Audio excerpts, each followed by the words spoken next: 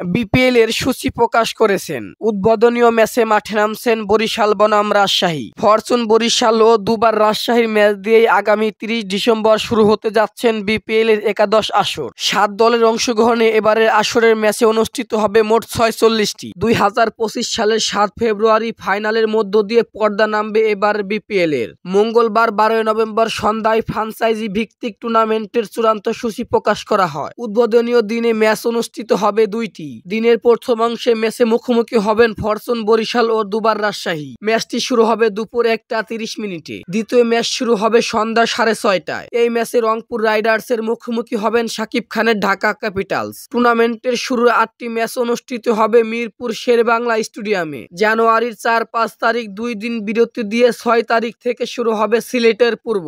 এদিন শুরুতেই মুখোমুখি হবে সিলেট স্ট্রাইকার্স ও রংপুর রাইডার্স। সন্ধ্যায় রাজশাহী খেলবে বরিশালের বিপক্ষে। সিলেটের ৮ দিনে ১২টি ম্যাচ খেলবে দলগুলো। মাঝে ১৫ ও ১৪ জানুয়ারি ২ দিন বিরতি দিয়ে ১৬ তারিখ শুরু হবে চট্টগ্রামের পূর্ব। সাগরের পারে প্রথম ম্যাচ খেলবেন বরিশাল ও ঢাকা। সন্ধ্যায় খুলনার মুখোমুখি হবেন চট্টগ্রাম। এখানেও খেলা চলবে টানা ৮ দিন। ১৬ জানুয়ারি থেকে ২৩ জানুয়ারি পর্যন্ত মোট ১২টি ম্যাচ অনুষ্ঠিত হবে জোহর আহমেদ চৌধুরী স্টেডিয়ামে। এরপর আবারও ঢাকায় ফিরবেন বিপিএল। ২৬ জানুয়ারি থেকে ফাইনাল পর্যন্ত সবগুলো ম্যাচ চলবে মিরপুর শেরেবাংলা ক্রিকেট স্টেডিয়ামে। ৭ ফেব্রুয়ারি অনুষ্ঠিত হবেন ফাইনাল। আগের ১০টি আসরের চেয়ে এবার ভালো মানের বিপিএল উপহার দিবেন আশাবাদ ব্যক্ত করেছেন বিসিবির সভাপতি ফারুক আহমেদ। বিসিবির প্রকাশিত ভিত্তি বার্তায় জানিয়েছেন এমন কথাই।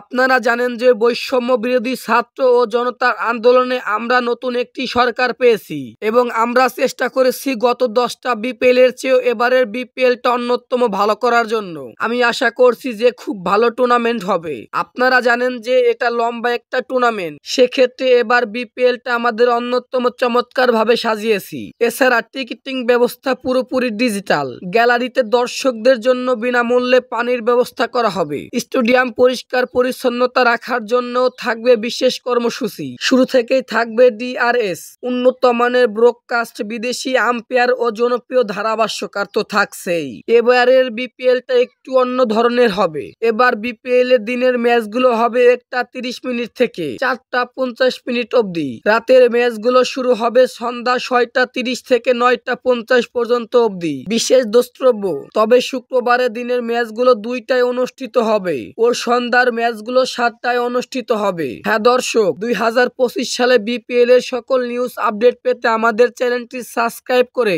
আমাদের পাশেই থাকবেন।